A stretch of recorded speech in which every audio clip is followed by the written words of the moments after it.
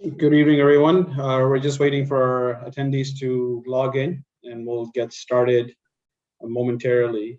Thank you for joining us on this. This is the second working Monday, right?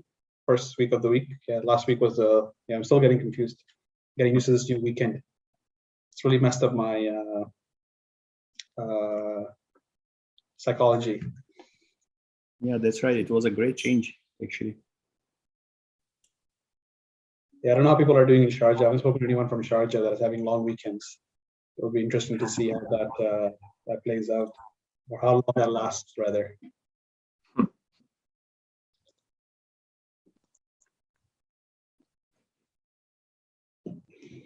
Hi, David. Hello, Sim from Lebanon. It's awesome. Good evening to you as well, too, Evelyn.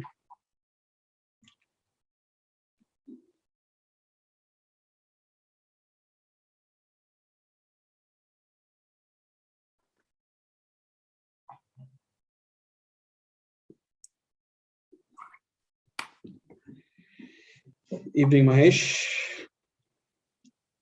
Let's give it a few more minutes and we'll get started. We were earlier discussing the weekends and restrictions of movement and so forth. I'm based in Abu Dhabi. Ozan and Mathew both are in Dubai. We have a couple of people here joining us from overseas. We have one from Lebanon, and UK as well too, London.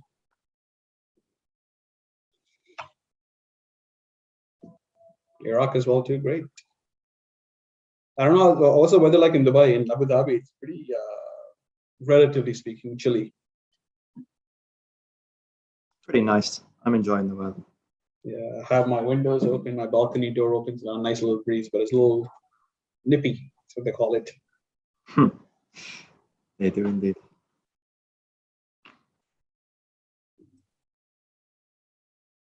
Cool. Let's give it a couple minutes. Yeah. Sorry? My AC is on still. What? Why is your AC on? I'm trying to keep it 24. Okay. Okay. I haven't turned my AC on this entire week. No AC, just windows and fan. You're living in a horizontal space, right? No, I'm on the second floor, so very low floor. But I don't have big high rises in front of me, so there's no blockage. So there's nice flow of air. There's no high rise. Breeze. It's got a decent breeze.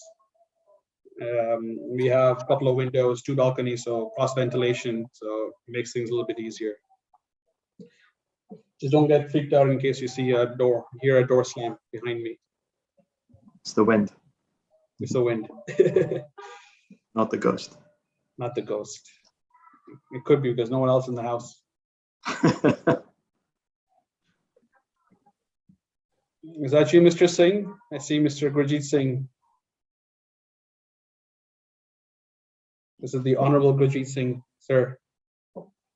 If it is, welcome. I'm excited to have you on. If it's not, he's probably thinking, who this guy asking me, screaming my name. I apologize. Still honorable. Still honorable, nonetheless.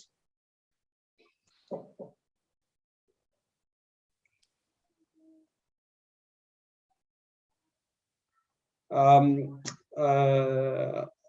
this will be available on YouTube later again, right? You can answer the chat. Evelyn was asking the question live stream, so yeah, it should be, I think. Yeah, it will be on YouTube. It will be recorded and it will be on our YouTube channel as well. Cool. There's a Q&A. If you have any questions, you can use the Q&A. It'll be easier because things might get lost in the chat. So you can put if you have any specific questions, even throughout the webinar, just put your Q&A. We have moderators. I'll get to it eventually, and we will address them.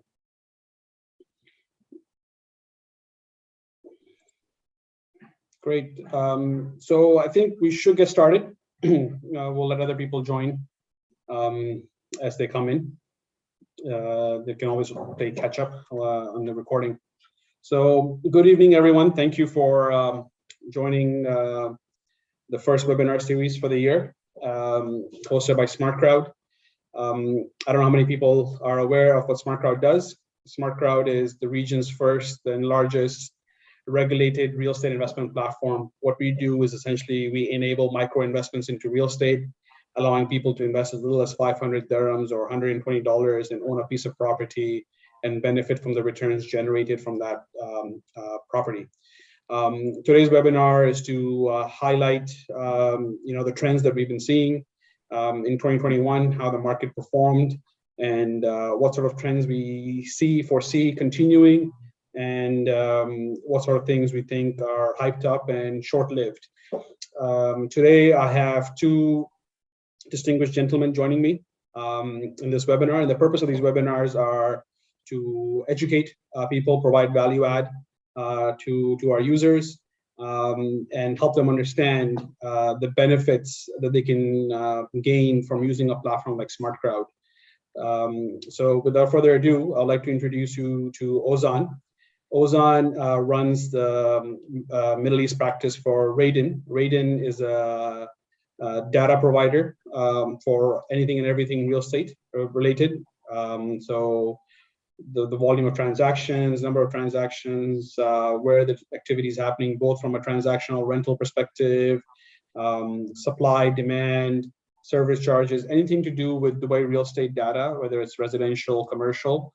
REIDIN is one of the key data providers, leaders in the market.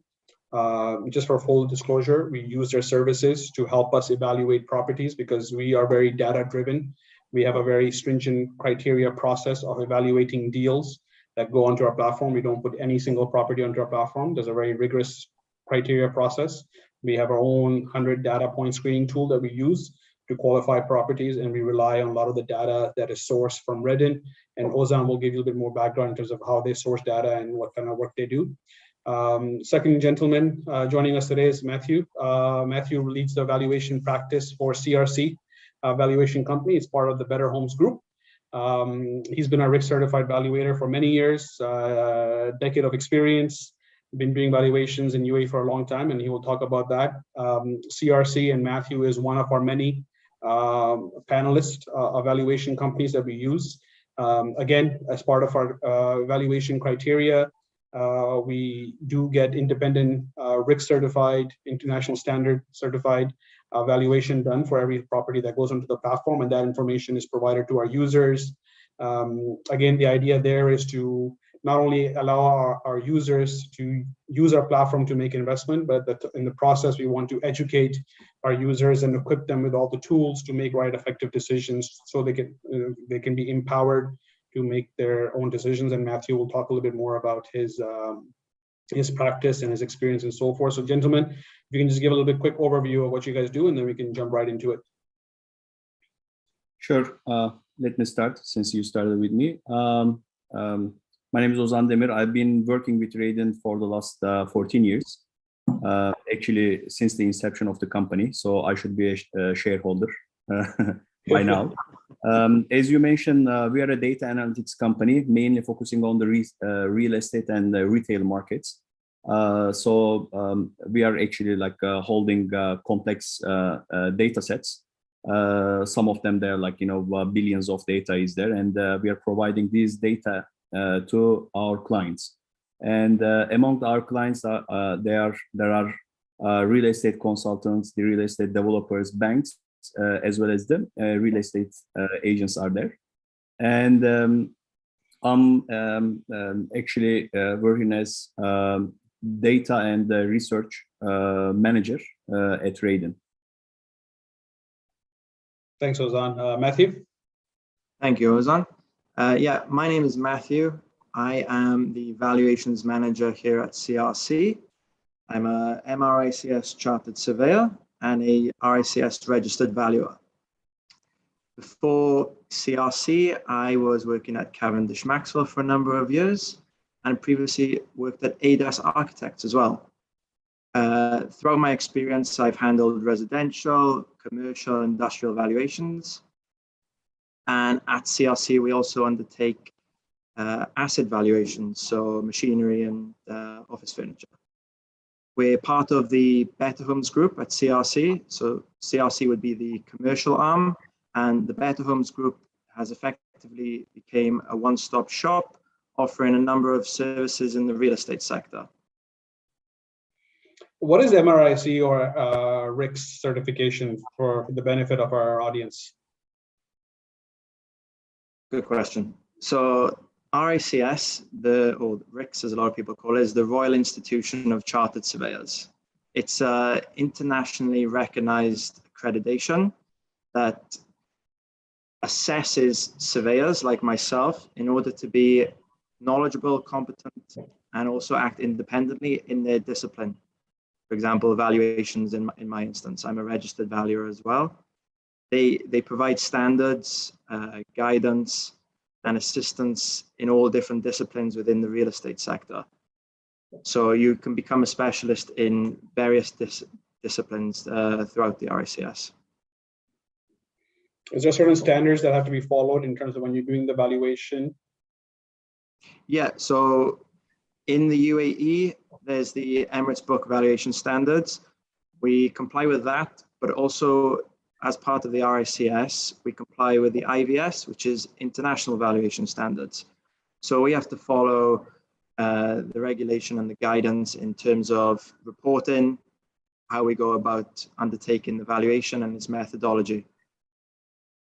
That's good. That's important for our attendees to understand the differences and the qualification and the standards that are required when you're doing a valuation, because you might come across as part of your real estate investment journey across various valuations. We need to ensure that the appropriate people are carrying out the valuation, so you're getting the right information to make a decision. And because of these international standards, there's a lot of conflict of interest, etc., that are also need to be managed. For example, Mathew mentioned they're part of a Better Homes Group, one-stop shop. We obviously work a lot with Better Homes from a brokerage perspective. So in those instances, we don't use Mathew for our valuations because that could potentially can create a conflict of interest. So we have another panelist of valuation companies that we do. Someone asked a question, how can you check if someone is certified? Is there a way to verify? Very good question. So 2 ways. First of all, you want to look up in the local jurisdiction. So the DLD website will offer that service.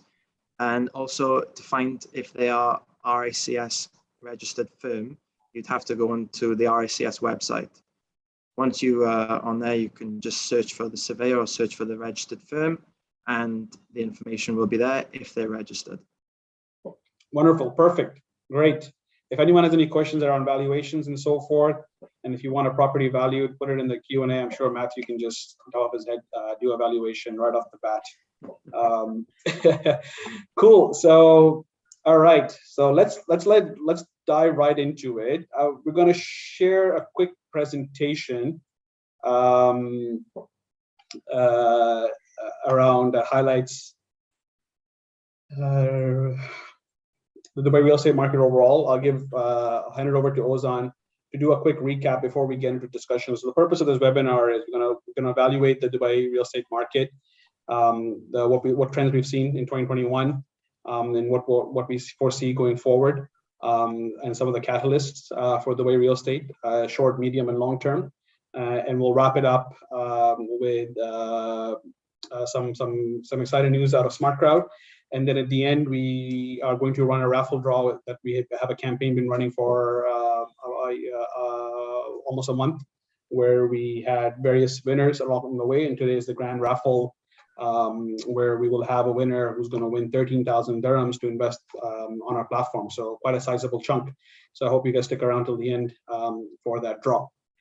Cool. Ozan, over to you. I'll be your slide guider to make you go through this presentation. So over to you, sir. Thank you very much, Siddiq. So basically, as REIDIN, since we collect the real transaction data as well as we collect the listings data all over the private sources, we have come up with our own real estate price series. Basically, the chart on the above, it is showing the sales market in terms of like in the both apartment and the villas, as well as the rental market. So when we look at the sales chart initially, basically we are having the trend since the inception of the freehold. So the freehold in Dubai, it started in 2002. And basically, exactly, thank you very much for the marking. Basically, we can see the two cycles of the market when we look at the chart, where the first cycle started in 2002 and ended in 2012. And the second cycle started in 2012, and it seems that it has ended in 2020 or 2021, we can say. So when we look at the characteristics of the two cycles, we see like price growth, and then suddenly like there is a jump in the prices, and then like cool down. Then it is like passing into the next cycle. But the interesting thing is like I actually like added three orange circles here. Everything starts with the villa price increases.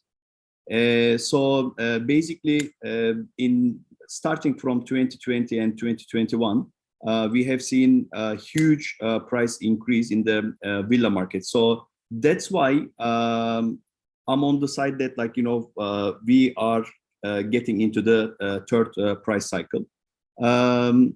When we look at the prices, basically, especially for the villas, there was an immense increase in the last 1 year with 21%. And apartment prices, it also increased with the single digits, but on the higher end side. Generally, there is a correlation between the sales market and the rent market, and the rent market like follows the sales market historically. But for the last 2 years, we see that rental market is actually leading, and the sales market is following the rent market.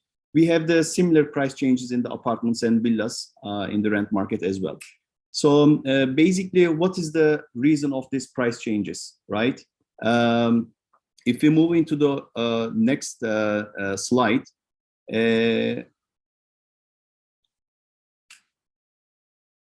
these are the real estate transactions that took registered in the Dubai Land Department.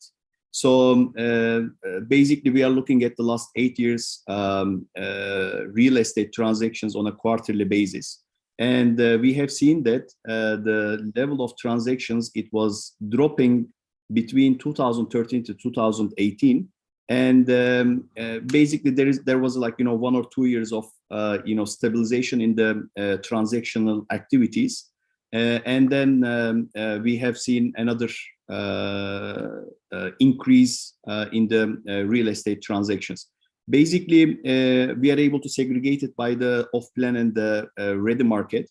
I would like you to more focus on the ready market, because generally when we check the correlation levels between the sales prices, we see that there is a 80% correlation between the real estate transactions and the prices. So this is also like attesting us that this wasn't a one-time shot, and it has been going over for the last 5-6 quarters.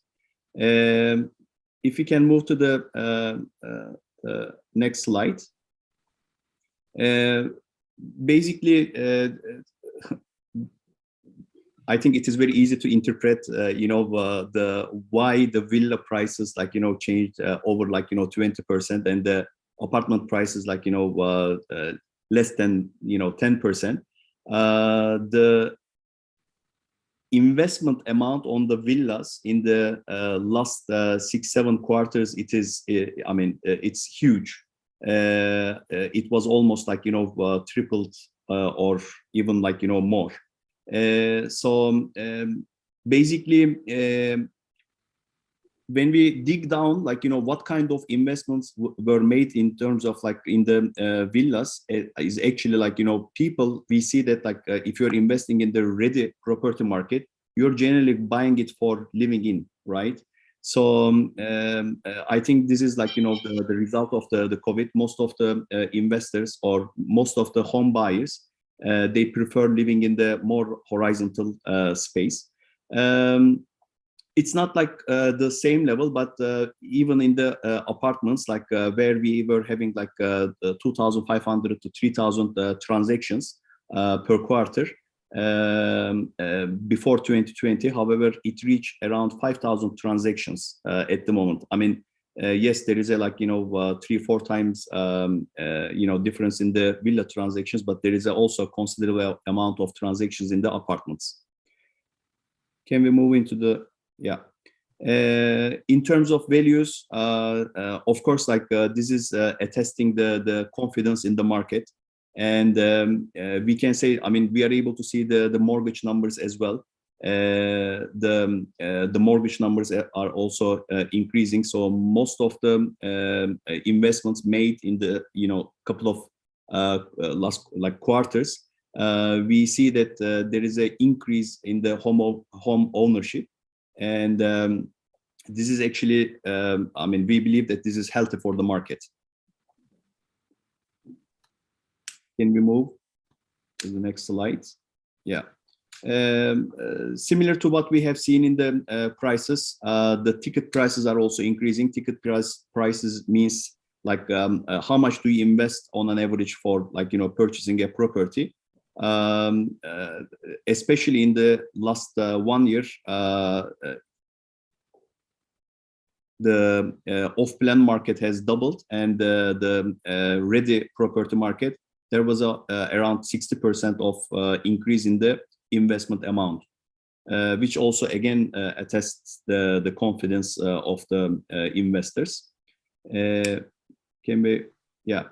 Okay, like there are like investments are increasing, but where the investors they are investing, which is not actually like changing over the time. Like generally investments are made in the mostly in the established communities, where we can see Dubai Marina, Business Bay, Downtown Dubai, and Palm Jumeirah. In terms of villas, most of the investments are made in the new communities. So many investors, they prefer newly handed over properties such as Dubai Hills, Tilal Al Ghaf, Akoya Oxygen, or Villanova. Can we move into the next slide? For the gross rental yields, of course, like if you're purchasing a property, one of the aim is like getting income out of it. Since the sales prices increasing, where the rents are actually they are also increasing, but at not the same level. So we have seen the gross rental yields are skewing towards the like 6%, 7% levels. However, mostly the affordable communities, they are offering better returns, such as International City, Rembrandt, Discovery Gardens, Silicon Oasis. So like as a SmartCrowd, I know you are very much like looking at this chart. You should be actually. Can we move? Another component in the market, generally when the prices are increasing, there is also increase in the developers' appetite. So they launched many units. However, when it comes to the materialization, it's generally like 50%, which is helping market. Especially like last year, I was actually expecting more units to be handed over, but stayed on the similar level with 2020, 2019. Going forward, we are expecting around 70,000 units in 2022 and 35,000 units in 2023. These numbers actually, like if we were looking at this chart maybe 2 years back, we would be easily see like 200, 250,000 units. So basically, most probably we are going to come to this part in the questions and answers session. But going forward, at least like this is attesting that like market is reaching to more like safer trends. Can we move? I'm going to ask you a question over here, Ozan, because this is a very important point, right? Because we're all victim of headlines, right? So if you look at the headlines for the last 5 years, it's all about supply, demand, supply, demand, supply, demand. Oh my God, don't buy Dubai, right? There's too much supply, oversupply. Just from memory, I don't know if you have the number on top of your head. Going back last year, at the start of 2020 and 2021, what were the expectations of upcoming supply in 2020 and 2021 when the year started? In total, it was 160,000. Correct. So we have only 70,000, give or take, delivered. Yes. So yes, there's lots of supply that gets announced, but not everything gets delivered. One either gets canceled or delayed, etc. And the next slide will actually give you a very telling sign in terms of what's actually happening with the supply, right? Exactly. Like if you remember the first chart, like the first cycle was ending in 2012. Like 2009, 10, 11, and 12, it was the years in decrease, where there was almost no property launches, right? And the prices started to increase like in 2013 to 2016, where we even in 2017, 71,000 launches. I mean, it was great number actually. For the last 3 years, actually, it turned back to the normal numbers, I guess. And generally, when we are looking at the property launches, like we are not considering that year. You have to consider like after 2-3 years. Basically, I understand what was the concentration behind the new launches by the developers. It was because of the expo. So if you want to deliver your units on time, either you can launch in 2016 or 17 or maybe 18, let's say. Anything beyond this, I mean, it wasn't going to be ready. So I think that was the main idea of launching this much of units. So yeah, in a nutshell, like this is the presentation we prepared. I hope it gives you insights. A lot of insights. I love this data, right? So I can talk about this for hours, but I'm going to bring Mathew into the conversation from a valuation perspective. Mathew, how do you interpret the data that you see that Ozan has presented? I'm sure you see it in different ways. You have different service providers, but how do you interpret the data that you are seeing over the last year? Supply demand that we talked about and other things that we're talking about from off-plan versus secondary market and so forth. I think it's very interesting that you see a decline in the number of units, the supply coming to the market, because it's actually healthy. If you keep seeing an oversupply, as you mentioned, the price is just going to continue to fall. When you have too much supply and not enough demand, it's going to cause a real imbalance in the market.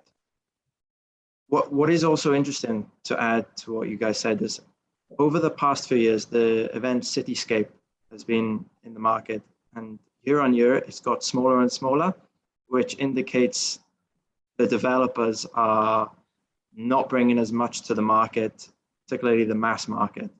You're seeing developers focus on certain communities, add in real specialist projects or where it's needed. But as a mass supply, when we talk about that in general, yeah, it's a good thing that there's less supply. On that point, Cityscape, I just want to make one editorial point over here, right? And I look at this data, so it's not my wisdom, it's data telling me this, right? But what was interesting a couple of years ago, I said, the bottom is in because you stop seeing the big developers advertising on the Sheikh Zayed billboards, right? For the longest time, it was Damak and a few other developers, and that has gone. It's been replaced with, Adidas and Samsung and so forth. So for me, that was a telltale sign. We're at the bottom, right? Because no more money is going into launching new projects, new supply. And what's interesting I want to bring in is the first slide that Ozan presented over here, cycles. What's really telling for me over here is the length of the cycle. right? Freehold was relatively new in concept. This economy is relatively new from an international perspective, international investors' perspective. So your cycles were very small, but your last cycle was actually quite a lengthy one, right? And that's also a sign of a maturing market with all the other things we're going to talk about in terms of the structural reforms that are taking place. Mathew, do you look at that kind of stuff? Do you consider that as you're doing your valuations in terms of where we are in the cycle and how the cycles are playing out? Yeah, you definitely do. You definitely do consider it. And I mean, when you look more internationally in mature markets, let's say, there is a rule of thumb a lot of investors use would be the 18-year property market cycle, where you'll see a mid dip and then a last surge before the inevitable pop, as they say, of the bubble. It is interesting to see how that plays out in Dubai. Dubai historically has been more volatile. I mean, it still is a maturing market. It is by no means a mature market. And it is definitely considered in the valuations, particularly when you see valuations or people talking about valuations, oh, they're lagging behind the values or they're undervalued is a typical phrase you see. There is sometimes that lag of data coming to the market sometimes. So having this information is relevant to us. Absolutely. And just going back to supply and demand before we move on to the other topics, it's also very important to just not look at the headline numbers, and you got to do your homework and get into the details, because as you look at the area wise as well too, right? Supply coming in areas where there's demand is actually not that bad, right? Obviously, supply in areas where there's least demand, that will obviously have negative consequences on the pricing.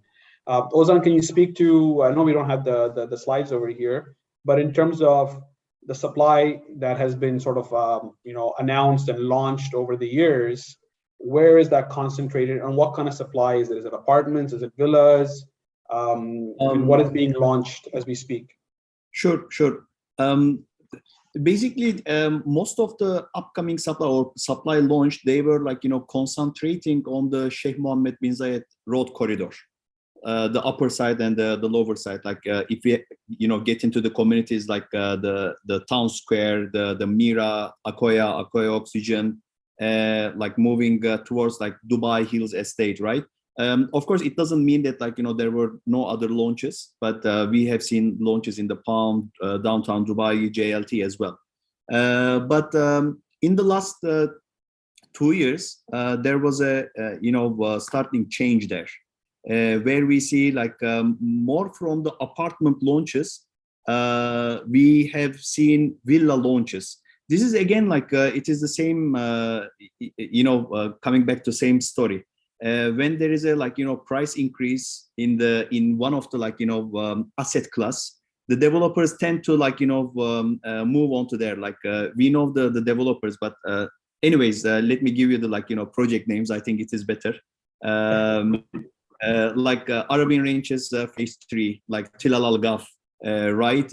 Even when you go to the Dubai South, you have new villa communities where they have the canal, right?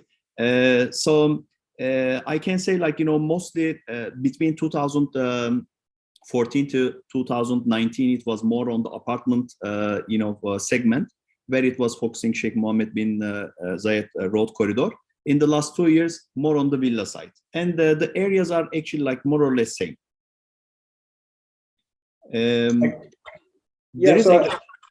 Go ahead. There is actually one more interesting, idea that, I have when I look at the sales price and the rent price changes. If you can go to, that slide. I mean, I couldn't catch up you guys. So the first slide, yeah. So again, when you look at these circles, of course, the first cycle, it was you may remember there was a new phenomenon called emerging markets, and apart from the BRIC countries UAE was one of them. So it was the behind of the rapid increase. But when we look at the second start the start of the second cycle, rather than economical improvements, there was an unrest in the region where the Arab Spring has started. And when you look at the third cycle, I mean, it's also, maybe good coincidence, but the COVID started, right? So I'm always relating it to when there is a political unrest in the region, Dubai is able to benefit. That speaks volumes of the stability of the political risk, etc. That within the region is considered a safe haven historically. But I think with the recent health crisis and so forth, I think UAE has done a phenomenal job. Leadership should be commendable for what they've done in terms of making this place for many people to call home and appreciate what the quality of life and standard of living. And I think that is having a very major positive impact that I think, and coupled with the structural reforms that are being taking place around visas, etc., and so forth, that the true impact of that is a very long-term impact that we probably won't realize until much later. And I'll touch base back on that vis-a-vis some of the other trends that we're seeing from an inflation perspective and so forth as to why some of these things make sense. But I just want to transition one more question on the supply side before we move into other things. Guys, if you have any relevant questions around this topic, put it in the Q&A. I will add them part of our conversation over here. So it's very interesting, this slide, right, where you see the villa is mostly in the new communities, and apartments is sort of your true and tested communities, because yes, when you have lots of land further out, people are building sort of horizontal communities as opposed to vertical communities. What's really interesting over here is because if you look at most of these communities, they all have some sort of a water feature in the middle of the desert, a lagoon or a pool or a beachfront in the middle of the desert, right? Which is cool. It's a novel thing, right? But how do you imagine that will have vis-a-vis the older communities like the Springs, the Meadows, the Jumeirah Islands, not only from a size perspective, price per square foot perspective, but also ongoing upkeep, maintenance, the quality of the build vis-a-vis the old stuff. Do you have a view on that, Ozan? And obviously, Mathew, do you factor that in from your valuation perspective, the life of the asset, etc.? If you guys can speak on that, that'll be great. Yeah, if I go first, Ozan. What you see, and I think, is generally there's a higher upkeep, there's a higher operational expenditure. I mean, who's going to maintain it otherwise, right? So compared to the Springs, where it's effectively a pool of water, whereas in, say, Talal Al Ghaf, for example, or Damak Lagoons, where it's usable, there's higher upkeep with something like that. So yes, you have seen service charges quite relatively low when you compare villa townhouses to apartments. But with these new communities, you're probably going to see a higher service charge when compared to the more established villa and townhouse communities. That's something that has to be factored in, but that's probably more from an investor's perspective. But also carrying costs for people, if they're paying a mortgage, they need to know, hey, what am I paying additional to my mortgage payments in terms of my affordability calculation, right? Because most of these are new communities, they haven't been handed over. So people, as much as we encourage people to read their SPAs in detail, etc., have it reviewed by a legal counsel, a lot of people don't do it and then later find out, well, hold on, I didn't sign up for this.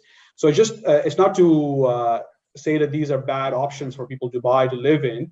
It's just that making aware of people that you need to really consider all your obligations before you make a decision vis-a-vis something that's already ready, might be a little bit dated, but might be worthwhile spending a little bit more money and bringing it up to, up to current features. Ozan, do you have a view on these things? What you're seeing, sort of this dichotomy between newer areas and older areas? Actually, the data is showing itself, right? I mean, I'm not able to comment much about it, but I know that most of the villa investments lately were made was more in the more developed areas, and especially the areas that is managed well by the developer. Yeah, master communities is important, right? So another thing we talk about is, you know, where you have a vested interest of a developer ensuring proper design of the master community and so forth. That makes it more livable, especially from a villa perspective, right? Apartments, yes, it depends on master communities, but villa communities, definitely. One more question, Ozan, for you. You probably have a little bit more intel on this data. Are you seeing what's the data telling you about 2, 3, 4 bedroom townhomes or detached villas, etc.? Where are you seeing most of the bulk of the activity and sort of price point? In the villa communities, like, you know, unlike the apartment segment, the main transactions were made in the luxury side.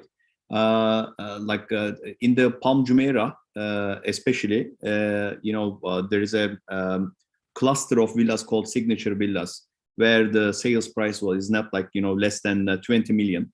Most of the activities, it's skewed like, you know, towards that kind of luxury, like where we see in Palm Jumeirah, Emirates Hills, some parts of, you know, Meadows communities. When we on the other side, it's also like, you know, important to understand the other, you know, segment, the affordable, you know, villas. Basically,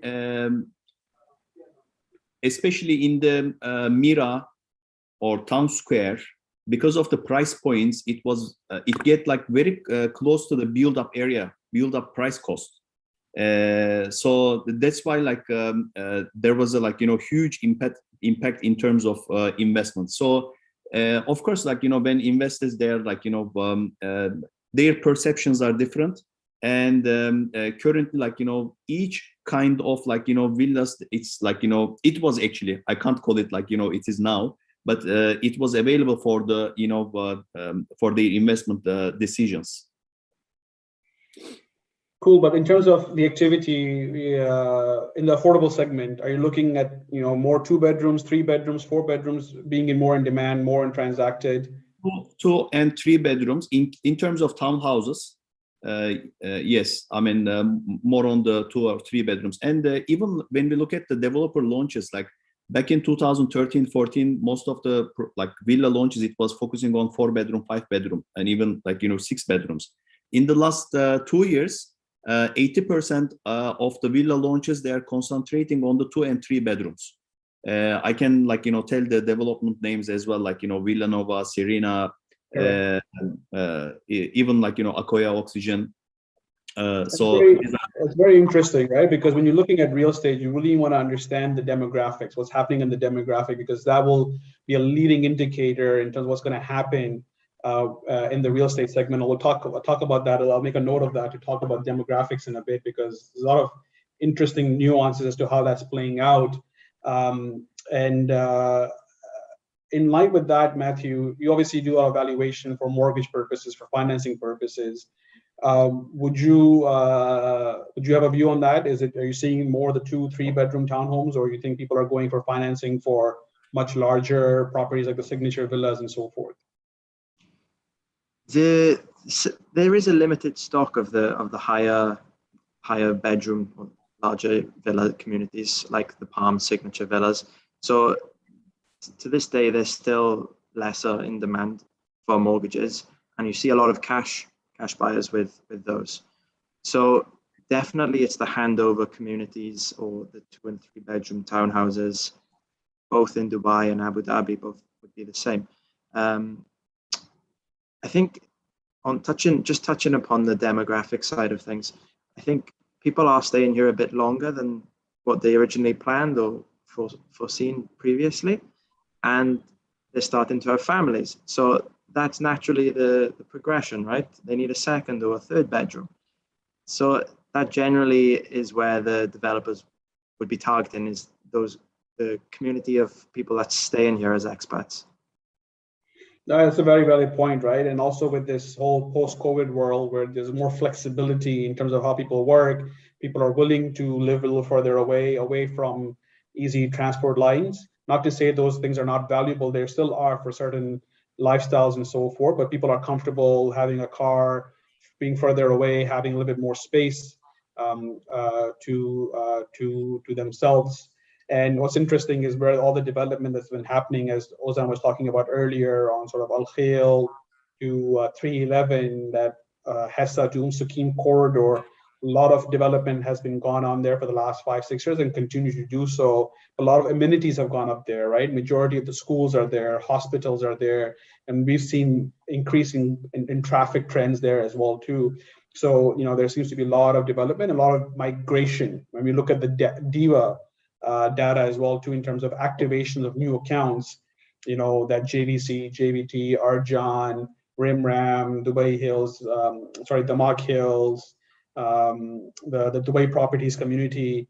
There's been a lot of migration happening there over the last couple of years because of affordability as well too. Which brings me to this off-plan versus ready, right? Because if you look at the last notwithstanding 2021, because 2021 surprised all of us in terms of how quickly things turned, but prior to that, sort of your supply peak in 2018 until sort of price trending down, off-plan was just leading both in terms of transaction volume and value, and the secondary market was getting depressed in a very big way. And there was a massive delta between off-plan prices vis-a-vis secondary market. Ozan, can you speak to that in terms of how that trend has changed, that gap has narrowed, and what has sort of led to that? And what was the reason for off-plan being such a hot thing, a few years ago? Yeah, I mean, based on the perception of the investor, and unfortunately, real estate, broker or real estate agents, there were like the off-plan investments was like much higher. Let's say in the like between 2014 to 2019. Why people they invest in the off-plan? Actually, like there is a logic behind it as well, where actually it is more speculative movement, right? And because of you're taking the risk of the developer, at the end of the development, you may get better returns, like or more than average returns. But when you look at the ready property investments, I mean, you do it for two purposes. Like, one of them is like, living in, not to pay, rent. And the second one is getting a steady rental income. For that 5 years period, like more on like, most of the investors, they were like, preferring the off-plan investments, where like, some of them like for the quick cash, because your ROIs can go up to like 200-300% as well, to be honest. But still, like we like there was a community, especially like people who was residing in Dubai. They were like tending to become a homeowners. As I mentioned, like there is a difference in the perception. And personally, I think that like more focusing or more let's say transactional activity in the ready property market, it is bringing more maturity in the market. Mathew, do you have a comment or a view on that? I think he's covered quite a lot, and I would just echo a lot of what Ozan has just said, to be honest. Yeah, so my view on this, right, purely from a finance perspective, right, I think Ozan is very accurate to say that your return on your investment can be quite significant, because it's effectively a leverage play, right? Because you're putting small down payments, hoping by the time the property is ready and you have to pay the full payment, that the prices have appreciated, that you can exit and make a pretty hefty return on your small down payment that you have done. And in the past, obviously, off-plan made it very affordable because even though there was good pricing on the secondary market, getting financing wasn't easy, right? You still need almost 30% liquid cash to buy a property, and the prices were trending down. So the valuations were trending down, where the banks it was getting difficult to finance. Hence, a lot of people gravitated to off-plan. They had not discovered SmartCrowd by then. Hence, that's the reason, right? Because it would have been a better option. But having said that, but you have to be very careful, right? Because when you overlay that over cycles, it's very important, just purely from just an educational perspective. I'm sure most of you are already aware of that. Buying off-plan where these dots are, it's a great opportunity because it will take 3-4 years for it to construct and get delivered, and you make money. But if you're buying off-plan right here in that cycle, and you're getting handed over here, you paid pricing over here, and now you're going there, you can't sell it for lower because you're incurring a loss. You can't get financing because the price is lower. So a lot of people got caught over here over the last couple of years. We had lots of people coming to us trying to look for solutions and so forth. So it's a good strategy, but you got to do it in a way where you can sort of be in a position where you can mitigate if the cycles change and so forth. So your obligation, your cost of carrying, all that need to be factored in. You need to hope for the best and plan for the worst, is actually what I'm saying. So, chart your cash flows, etc., to see what are the different scenarios and what will the impact be, and can I sustain that? Because the beauty of real estate is, if you look at long term, even Dubai is volatile, but if you look at a long-term trend, it's upward, right? And the longer, the world goes on, Dubai real estate cycle, like every other real estate cycle in the world, will have an upward trajectory because the hard assets, it's inflation adjusted and so forth. So it's all about how long can you stay in the market and benefit from that, right? So you want to position yourself that you can withhold your investment. And that goes for, generally speaking, with any investment that you make, not just real estate investment. So you can control your entry and exits. Because the moment you put yourself in a risky situation where you can't control that, that's where people suffer losses. Sorry, I just wanted to get that out of my chest there. Cool. And also we're starting to see that gap between the off-plan and ready market starting to squeeze, where off-plan, depending on the payment plans, the developer, because you're taking a lot of risk, etc., in certain situations make a lot of sense if you can't afford it, etc.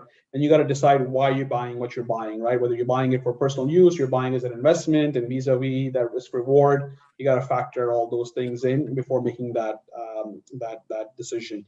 Obviously, SmartCrowd becomes an alternative for affordability to get in and start earning that return. It's all about the return that you're putting in. You get cash right away, as opposed to off-plan. You don't see a cash flow until year 3, year 4, year 5, and then vis-a-vis what that return would look like on an overall basis, your IRR perspective. But before Amar starts messaging me that I'm going too technical, I'm going to move on because I'm going to get yelled at by my team for getting too technical here. So we talked about supply demand. We talked about off-plan versus secondary transactions. What else can we talk about, right? So we talked about apartments versus villa community. There was something else that I wanted to talk about. Maybe in terms of income, generally it is believed, there is a belief that when you purchase the unit, you just need to rent it, and especially for Dubai, we know that it is for 4 years, right? But lately we have seen lots of holiday home investments is there as well, where the especially with the Expo 2020, the occupancy levels, they are very high, and I actually we are hearing good reviews. So I just want to add it as well. You also have some holiday home portfolio, right? Yeah. Thanks, Ozan, for that plug. Yeah, so we were on this trend very early on, right? And we'll talk about a few other things that we were very early on in our thinking, because we're very data-driven, right? Most of the decisions we make, etc., are data-driven.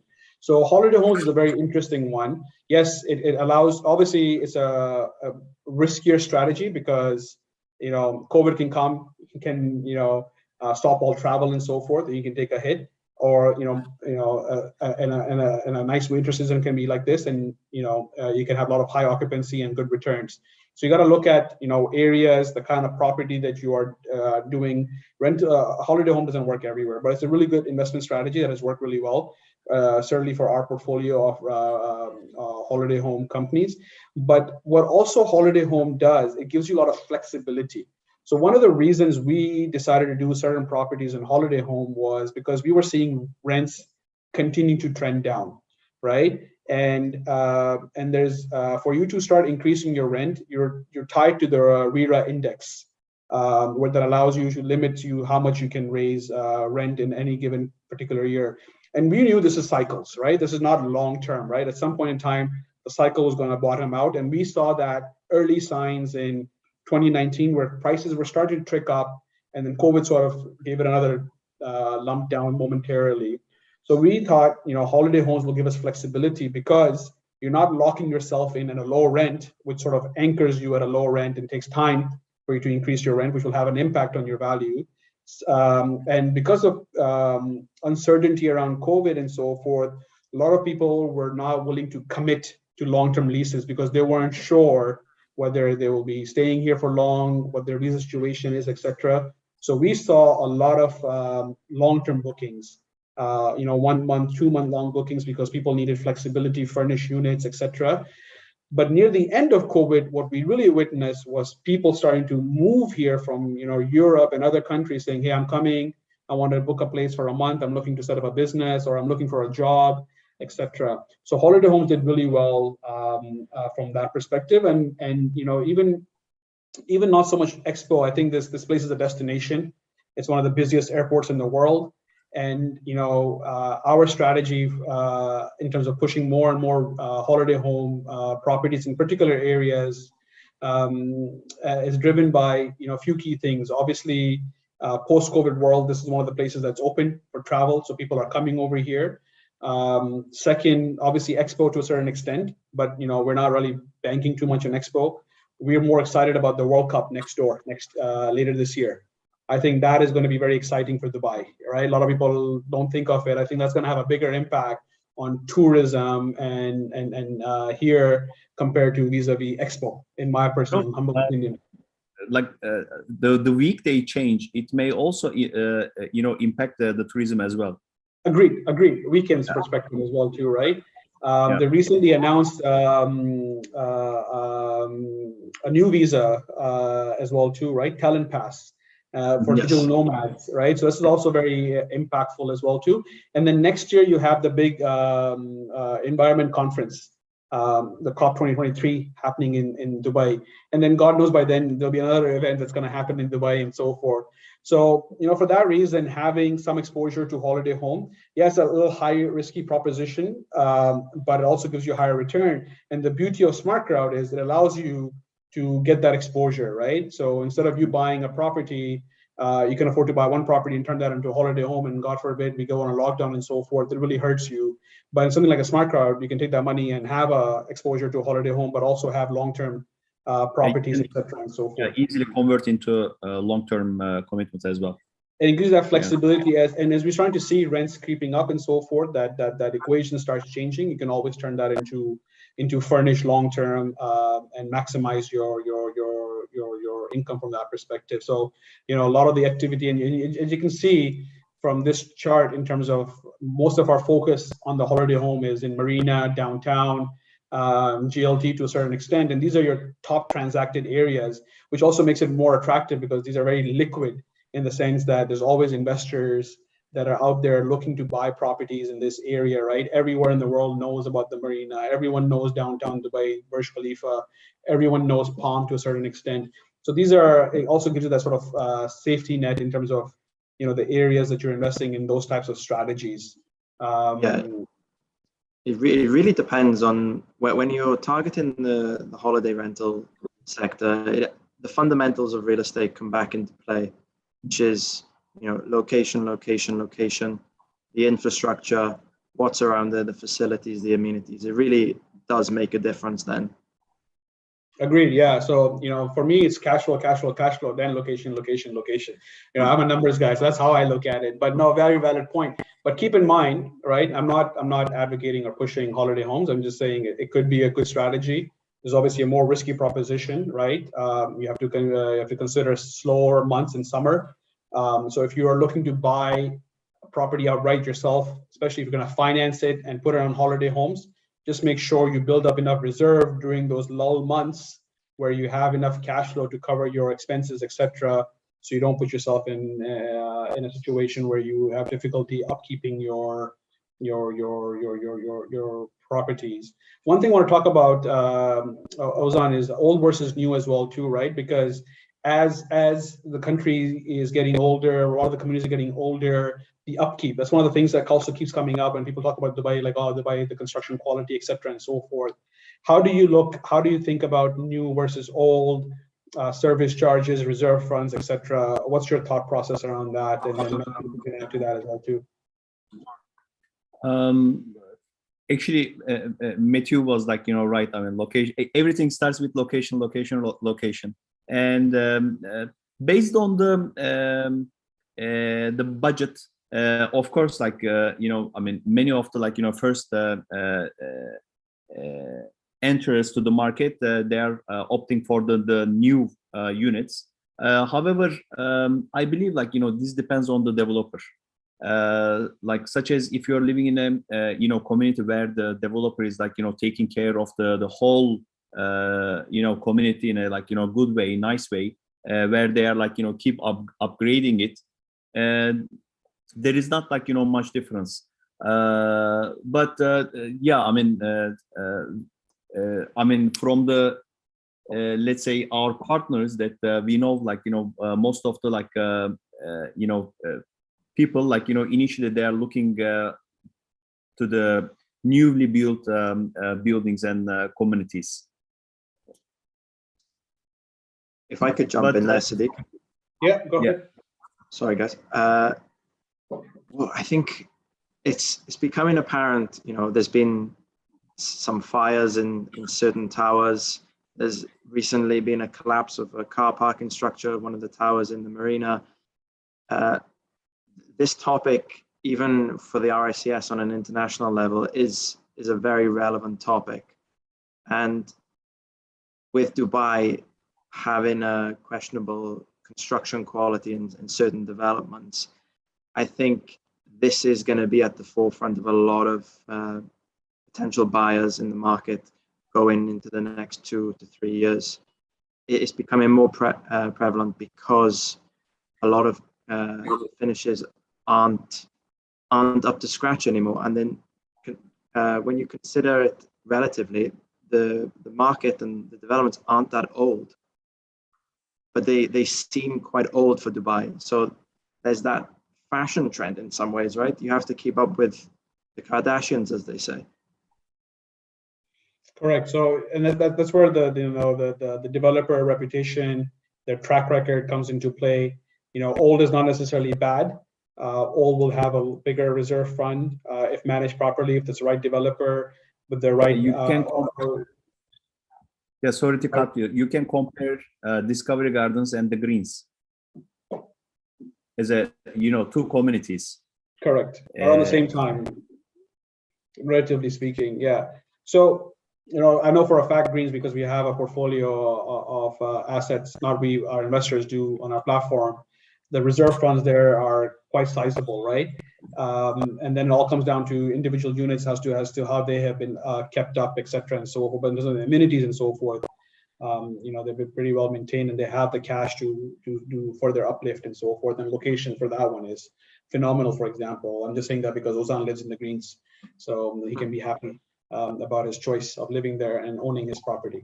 But it is a good community. I'm cognizant of time over here, so a couple of other things I want to sort of touch base on that front. Ozan, you talked about holiday homes, but there's another trend that we saw that we took advantage of that really benefited us, or our investors rather, was flexible rental arrangements, right? Because owning homes requires a lot of cash, but even renting, if you look at it, is quite challenging for many people because You got to get appliances and furniture, you got to pay brokerage commission, you got to pay security deposit, you got to pay 3 months of rent in advance, you got to pay diva deposit, you got to pay district cooling deposit. Even to rent a small studio, you need like 10,000-12,000 dirhams cash, and for many people that's a struggle. So we took as a strategy for some of our investments on our platform, where we would furnish these apartments and offer them on a 12-month check basis, and that allowed us to charge a premium on rent for the flexibility that we provided to the tenant, and that led to some significantly higher returns vis-a-vis the market. And we're starting to see more and more of that being out, like 12 checks as opposed to 1 check or 2 check, 4 checks. I'm sure you're seeing that, Mathew, in part of your valuations, the data that you guys evaluate and so forth, what's happening for the rental prices and so forth. Yeah, I mean, there's also the private freehold market where there's a lot of data on that. But generally speaking, that it's almost like a cycle in Dubai. The number of checks changes depending on the appetite. Is it a landlord favorable market or a tenant favorable market? Yeah, I'd agree with you that it's a play. Cool. Yields. Let's talk about yields, right? Because we're talking about investments and so forth. So, yields relatively comparative to the world, very healthy, right, Ozan? When you look at the world, obviously it's a higher risk jurisdiction compared to more developed markets and so forth, so maturing markets. So you need to be compensated for the additional risk that you're taking. But if you look at the yield trends and so forth, what is your view on it? Are you seeing a long-term perspective? What do you see? Are they going to continue at this trend? They're going to go up? They're going to come down? What is data telling you?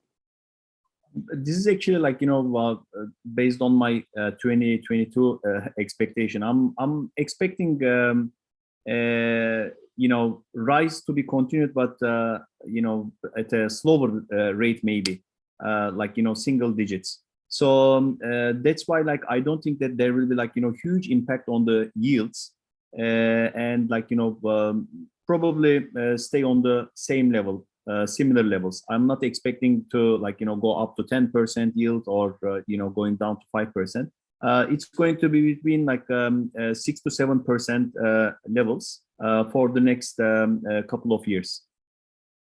But apart from that, in terms of how I look at the yields, what is the average mortgage rate in Dubai? It is 2.5 or 3% at the moment, right? So if you're getting around 6% net yield, you're still 3% on positive. So I mean, there are very few cities or countries where the cost of the money is less than cost of the investment. So yeah, I mean, generally I tell this to most of my friends where they're still on the rents. I think in terms of investment, this is one of the most important criteria. Absolutely. Check out one of our webinars on YouTube. We have done a webinar. We're going to redo another one. This is time for an update where we do the comparison of rent versus buying, financing your property, and what kind of things to look out for. Because going back to my earlier point, right, these are really good strategies for you to get good returns if you lever them up. But you also need to make sure how you position themselves, etc., because the margin of error could be very little. And you can get yourself caught in a very tricky situation. In our portfolio, from experience perspective, everything that we have renewed recently have been renewed at a higher rent. So rents are definitely trending up. Prices have obviously picked up. And your point of about sort of a slow and steady growth in 2022 is not necessarily a bad thing, right? Because it's a sign of a healthy market where it's not going up in a straight line. It's it's going, plateauing, and going seasonal. This is definitely a healthy sign. One thing I would also add to it from a more of a structural and long-term perspective, that in the short term, you might have some volatility, right? Maybe this Omicron gets worse, etc. People get nervous again. You might see a slowdown in certain things. But from a long-term perspective, Mathew talked about this a little bit from a demographic perspective. Ozan touched about prime properties doing really well. That means people with money are moving over here. They're going to establish businesses. That's going to create jobs. Or people are going to move over here. In terms of demographic shift, you're also seeing more and more skilled labor moving over here, which again has more positive economic impact. But these are all long-term impact. And the other thing that also gives confidence in terms of the stability of what we've seen in the pricing is the cost of replacement. With inflation, everything is more and more expensive. So the cost of replacement has also increased, which also increases the floor of the bottom of the pricing. So that also has some sort of a buffer. And and from a relative perspective, when you step back and you look at global world in terms of what's happened to the real estate prices all over the world in more mature markets or significant metropolitan cities over the last decade, they've all been on the rise, whereas Dubai has been trending down and now coming out. So from a downside vis-a-vis upside, the risk reward also makes a lot of sense for the Dubai real estate market. Again, these are personal opinions, not any facts, and historical results don't necessarily dictate future outcomes of this. But I'll leave Ozan and Mathew to provide their sort of closing remarks of what they've observed, what they're excited about, and what sort of long-term prospects they see of Dubai. I will just have one addition to you. You just mentioned that what if Omicron expands, right? During the COVID times, what I have seen is assets have grown for the persons, and currently those assets you have to pump into somewhere, right? I mean, you can get into stock market, you can get into you can buy Bitcoin, or if you are more on the safe side, less risky side, you're going to invest in the property. So that's why I believe this is the reason behind why the prices in New York, real estate prices in New York, London, increases. And in case we get into another set of lockdown, I will expect another price increase in the market. Buying Thank you very opportunity much. for any hiccups. Yeah, as Mathew? long as to be honest, I mean, having the 20% increase, 25% increase in a year, I mean, it was a bit shocking. It was not expected, but hopefully it's going to be much more stable, because real estate investments, as long as you know how much you're going to get after 5 years, then you're going to feel comfortable, right? This is that kind of asset class, that kind of investment. Yeah, and from my side, I would say, just as a recap for 2021, the prime areas have done well, particularly the villa communities, but also you did see an uptick in the prime apartment communities, such as the Marina, even the Palm apartments on Palm Jumeirah.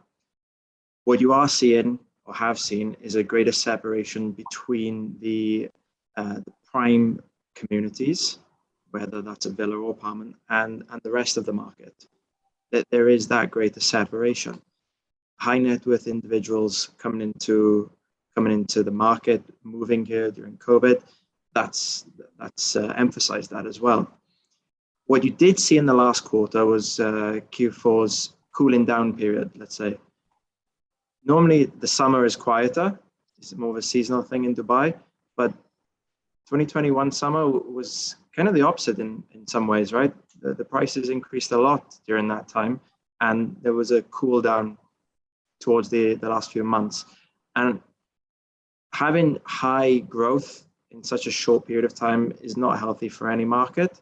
So going into 2022, if it remains as what Q4 was, then that's probably a good sign for the short-term market. Yeah, no, like I said, right? You don't want to go in straight line. You want to work your way up, right?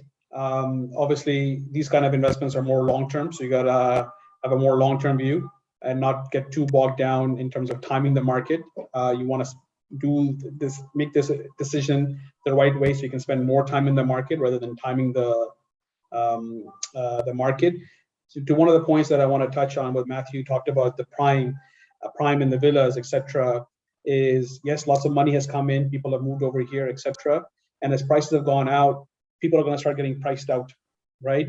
So if you look at the last few cycles, and I think Ozan will attest to this, it's usually POM usually is the leading indicator, because the smart money or the high net worth individuals tend to go to these prime areas, and the rest of the areas tend to follow. So as people start getting priced out, some of these affordable areas that hasn't really seen that double-digit growth potentially has the opportunity to move up in that. As you see that some of the capital appreciation. I'm just going to end it off summarizing what we have discussed. Again, these are our opinions. We have shared the data. We're not predicting, rosy pictures over here. You got to do your homework. Past results are not necessarily indicative of future results, but how you can leverage SmartCrowd to your benefit with this thing is we tell everybody that everyone should have some sort of real estate in their portfolio.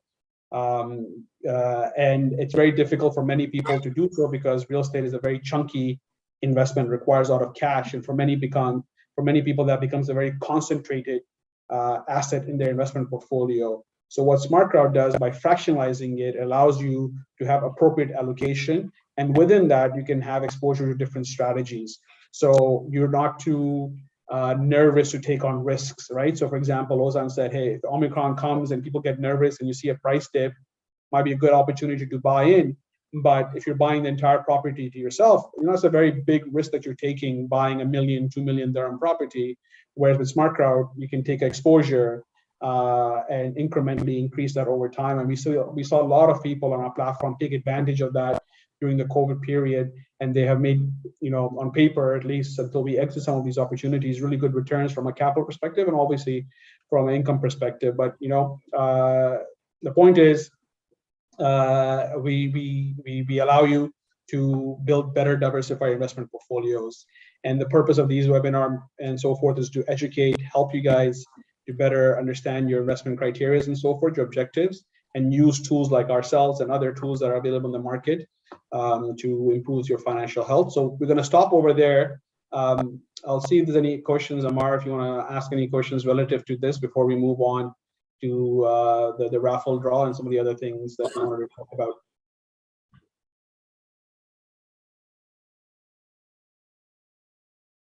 Yeah, or you don't want to talk to us, Amar, that's fine too. Maybe I'll,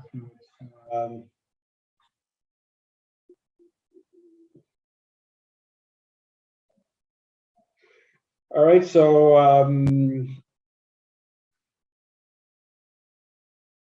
there's a good question for you, Mathew. It's too much data going to delay decision making for first-time buyers, and when should independent valuation be done from our organization like CRC Valuation? So if somebody's looking to buy a first-time property, when should they look for an independent valuation to be done?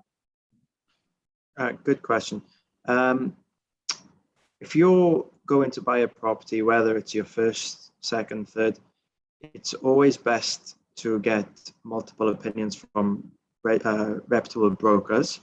But if you want to get an accredited valuation report which details the property that's being valued and something that's based off real evidence, then I would suggest getting a valuation report pre-making an offer, because it can be used in the negotiation if it's deemed useful. Then in that scenario, it'll give you a sense of impartial and independent advice before making a decision. It's a lot of money for a lot of people, right, to buy a first time or second property.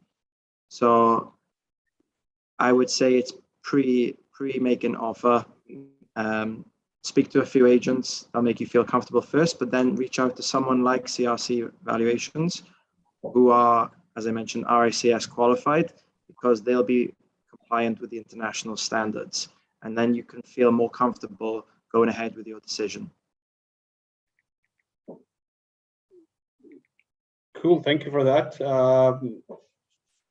And make sure you have, right people working with you, good brokers, good agents that care for your interests, not necessarily for the commission. And don't be afraid to ask your friends, etc., who've gone through the experience to help you with the right decision, right? Don't be afraid to have those tough conversation. It's a very big decision you're making, so you want to ensure you talk to the right people. Mathew, do you mind if you share your contact with some of the people that are asking for your services and pricing and so forth? Yeah, absolutely. I'm happy to help. Great, perfect. Amar, Adam, if you can take a note of that and share that, that'll be great. So one question that's been popping up a couple times is, why is SmartCrowd not offering villa options right now? We've done a couple of villas on our platform. We did one in JVC, and we did one in Waha, a 2-bedroom townhome. We have tried some villas in the past. I think this is very early trends. Typically, on our platform, we're very much sort of yield focused perspective. Villas have done really well from a capital appreciation perspective. The yields are sort of on the lower end compared to vis-a-vis the apartments, but we offer what our investors want, right? So we will put a couple of properties, villa properties are coming soon. If you guys have an interest in there, register your interest, and we will definitely do a villa project on our platform. The way our platform works is we get a source of assets from various different resources.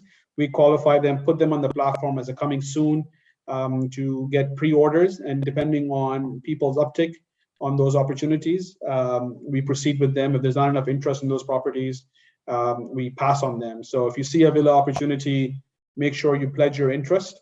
That will give us the confidence to continue to do more of those villa communities.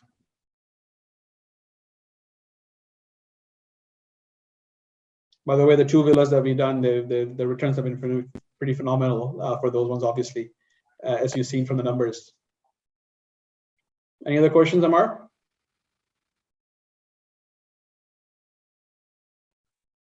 There's a question about how about buying. Sorry, go ahead, Omar. Yeah, I'm just kind of reading through the questions. What about Abu Dhabi? What about Abu Dhabi?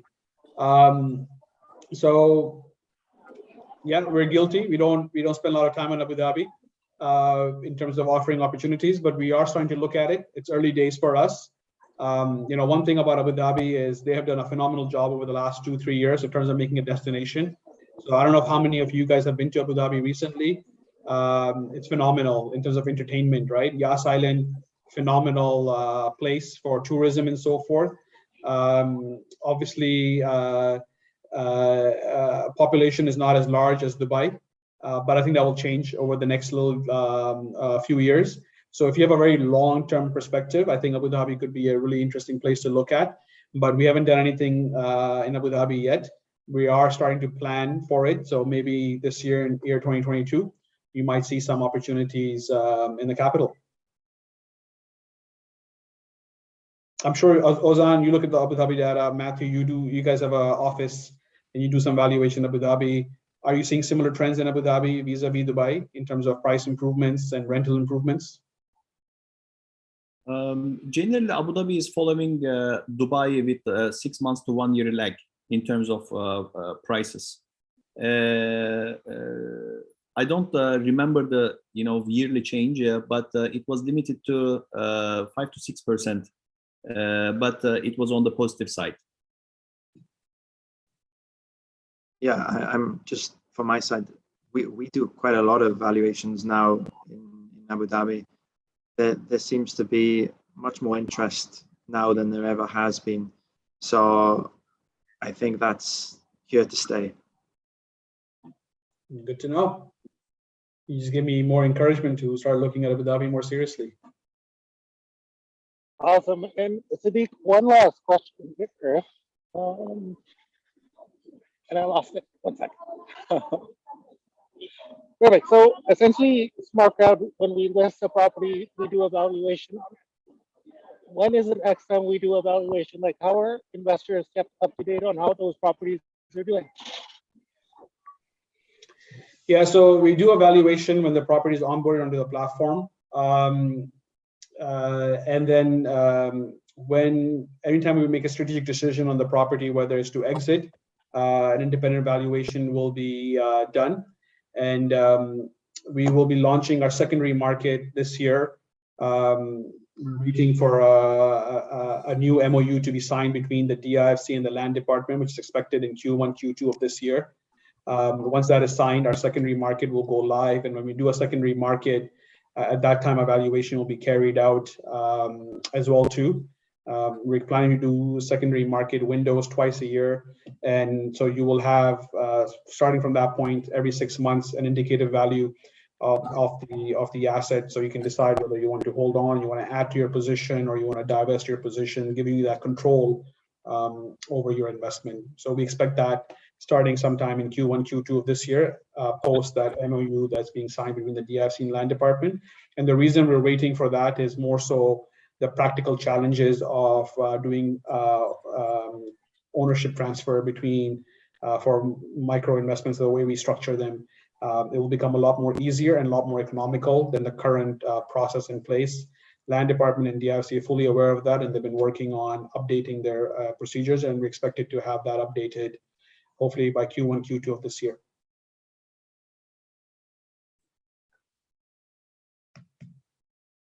All right. And the very last question would be, are we looking at different markets, or are we just going to look at the UAE?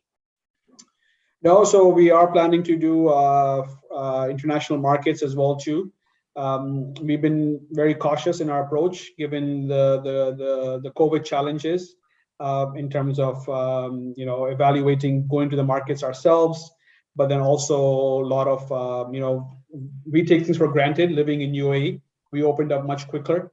So even during COVID lockdown, we weren't able to go out and do our site visits and so forth. So it sort of slowed things down. But once it opened up, it was great. But in other markets, they didn't have the luxury, right? So for example, we were planning to do a UK property, but UK had lockdown for a longer period. That had a massive bottleneck on transactions, because we looked at some properties and it turned out to close a transaction could take upwards to 6 months. Because of the logjam of all the transactions that were taking place. So, doing a transaction on a platform over a 6-month period doesn't make sense. Value of money is very important. So opportunity cost lost. But as things are opening up and getting a little more fluid, we do intend to bring international properties onto the platform and expanding our reach, not just within the region, but globally as well too. We already have a lot of people living outside of UAE using our platform to invest in Dubai, and we want to give the same opportunity to our UAE residents to explore other markets as well too. Great. Just cognitive time over here, Amar. So I don't know if there's any pressing questions before we wrap it up.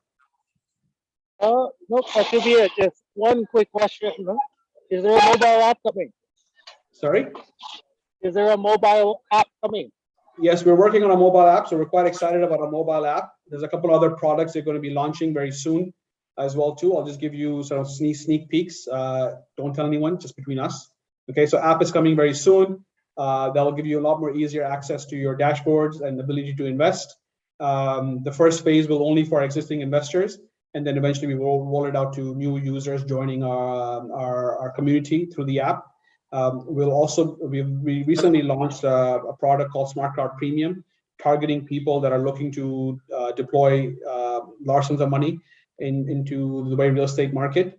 We can provide them a more curated service with a dedicated relationship manager to help them construct their portfolio, their real estate portfolio.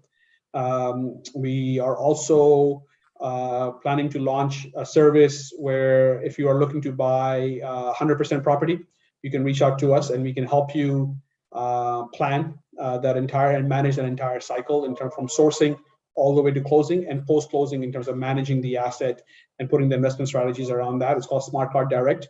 Look out for that. That'll be coming out. And one thing I'm really excited about is SmartCrowd Social, where it will allow you to invest with your friends and family. So a closed network, invite only your friends and your family can come together and purchase property. So for example, if you're excited about holiday homes that Ozan talked about and some of your friends are interested, you guys can come together and collectively own that property. And we will structure everything legally, so forth. So you're not risking your relationships. You're only risking your capital for that investment. So we're quite excited about some of these opportunities that are coming online. So if you have not registered yet on the platform, do so. It's free of cost. Explore what we offer and reach out to us if you have any questions.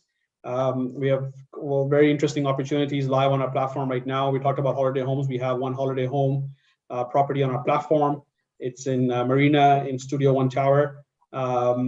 We've already done a few transactions there in that building, so we have a pretty good understanding of the performance in that market. We also have a couple of live opportunities in sort of your more lively, affordable areas like JVC and DSO, which are renting really well and providing pretty healthy returns based on the current market trends. So sign up, get your account registered so you can get access and look at the data and see whether you want to give it a try. It's 500 dirhams is the minimum investment. So you can start small, get comfortable before making any large investments. So we'll end over there, but I think we have a raffle draw that we have to do. Yeah, Siddiq, you were just about to tell me I won 13,000 dirhams, I think. Sure you did, Mar. No, you're mistaken. That was just the salary. Bad joke. All right, so this is our website. If you don't know, SmartCrowd.ae. 1 second here. All right, so we had, Amar, you want to give a background in terms of what the raffle was, if you're still there, before I spin this wheel? Okay, he's connecting to his audio. So we had a campaign going as of last month, where if you invested, you got a ticket. What was the criteria, Amar? If you can remind me, please. It is working. What was the criteria, Amar? Okay, lost Amar again. So I believe it was, Amar, you're back? Yeah, I'm here. Okay, cool. You want to just run down in terms of what the criteria was for getting tickets for this draw, just so people are aware, so they know what we're running this wheel for? Yeah, so essentially there were 3 different ways you could get tickets. For every 500 dirhams you invested, that was a ticket. For anything on social media that you shared that was SmartCrowd related, that was 2 tickets. And if you referred a friend, that was 3 tickets. Wow, okay. So we already given out 3 raffle draw winners at 3,000 dirhams each. They've already invested and started building their real estate portfolio. And this is the grand prize that we are going to pick a winner for. All right. This is probably a short form of their name. We will find who this person is and reach out to them. And if we can't get a hold of them, we will obviously do this again privately and reach out to the person. These are real names, people. You guys can come audit us. We didn't make these names up. These are actual people that did the activity that Amar talked about. Look out for your emails for all the participants that attended. We'll be sending an email out, and you might also have an opportunity to not necessarily raffle draw, but some other incentive to try out our platform. If you have not tried it so far for first-time investors, there will be a little gift for you in your inbox tomorrow morning. So with that, thank you for your time, for taking the evening. We went a little bit over. I hope you found it very useful information and slightly more knowledgeable about the Dubai real estate market. And with that, we close this webinar out. Thank you so much, guys. Thank you for attending. Thank you, guys. Thanks. Good night, Thanks, everyone.